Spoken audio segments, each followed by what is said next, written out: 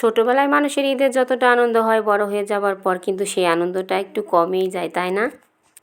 Hello everyone, আসসালামু আলাইকুম। সবাই কেমন আছেন? আশা করি সবাই ভালো আছেন এবং সুস্থ আছেন। তো এই ভিডিওটা ঈদের মধ্যে করাই, ভিডিওটা আর দেয়া হয়নি। আর আজকে ভাবলাম আপনাদের সঙ্গে ভিডিওটা শেয়ারই করি। ছোটোবেলায় ঈদকে ঘিরে মানুষের কত কী আয়োজন, ছোট বাচ্চাদের বেশি আনন্দের সীমা থাকে না। এখনও কিন্তু ছোটদেরই সেই আনন্দটা কিন্তু টিকে আছে। ঈদের দিন রাতের বেলা আমরা একটু বের হয়েছিলাম ঘোরাঘুরি করার জন্য। আমাদের রাজবাড়ির এই ছোট্ট শহরের এই রাস্তাটা কিন্তু বেশ সুন্দর, ঝলমলে আলো দিয়ে সাজানো হয়েছিল। বাবুদের নিয়ে বের হয়েছিলাম একটু রিকশায় ঘোরাঘুরি করে, তারপর চলে এসেছিলাম আমরা একটু কনসার্ট দেখার জন্য। এখানে এসে দেখি তো শুধু মানুষেরই ভিড়। এত মানুষ ছিল যে ছাদে মানুষ, চারপাশে মানুষ, শুধু মানুষ আর মানুষ। এত মানুষের ভিড়ে কিন্তু শিল্পীদের দেখাই যাচ্ছিল না, শুধু একটু গানই শোনা যাচ্ছিল। আসলে ঈদ বলে কথা, আর ঈদের আনন্দ তো সবার ঘরে ঘরে আর সবার মনের মধ্যেই। এই তো তারপর আমরা একটু ঘোরাঘুরি করে আমরা ঢুকলাম একটা রেস্টুরেন্টে। তো এখানে ঢুকে এই যে আমার মামনিটা তো চারপাশে লোকজন দেখে এখানে চুপচাপ বসে আছে। অনেক মানুষের ভিড়ে সে এখন চুপ করে আছে, কিন্তু যখন রিকশায় ঘুরেছিলাম সে তখন বেশ খুশি ছিল। আর সে তো রিকশায় উঠলে গান ধরে।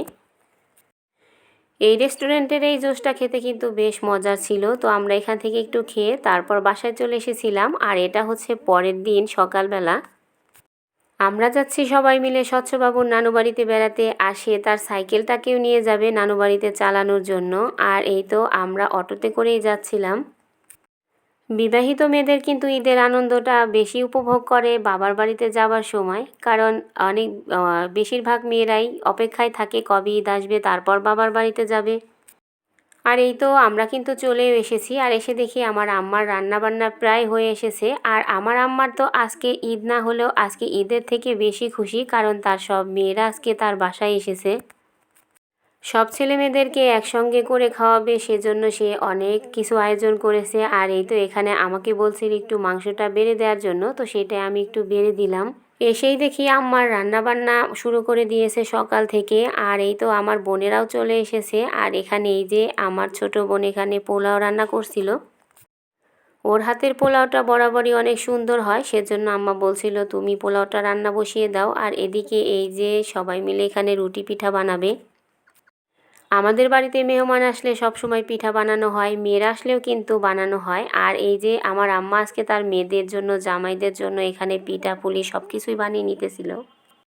অনেক কিছুর আয়োজন করেছিল। আর প্রচুর পরিমাণে গরম পড়ছে, আর এর মধ্যে তো একা একা সব কাজ করা সম্ভব না, সেজন্য তাকে অনেকেই একটু সাহায্য করে দিচ্ছিল। আর এই তো আম্মা এখানে বসে বসে মাছ ভাজছিল। এই তো সবার জন্য এখানে আয়োজন চলছিল। তারপর এখানে পায়েস বসিয়ে দিয়েছে। আর এদিকে এই যে সিটা পিঠা বানিয়ে নিতেছিল আমার এক কাকি। এই তো তার ছেলেমেয়ের জন্য অনেক কিছুর আয়োজন করলো। আর ভাবলাম আপনাদের সঙ্গে একটু শেয়ার করি। আর আমার আম্মা এখানে এই যে মাছ ভুনা করবে, আর এই যে কাকি আম্মা এখানে বসে বসে পিঠা বানাইতেছিল। আর এই তো রান্না বান্না কমপ্লিট, তো সবাই খেতেও বসেছে। আমরা যত যাই রান্না করে খাই না কেন, মায়ের হাতের রান্নার স্বাদটা কিন্তু অন্যরকমই হয়। আর এই তো আজ এ পর্যন্তই। সবাই ভালো থাকবেন, সুস্থ থাকবেন। আল্লাহ হাফেজ।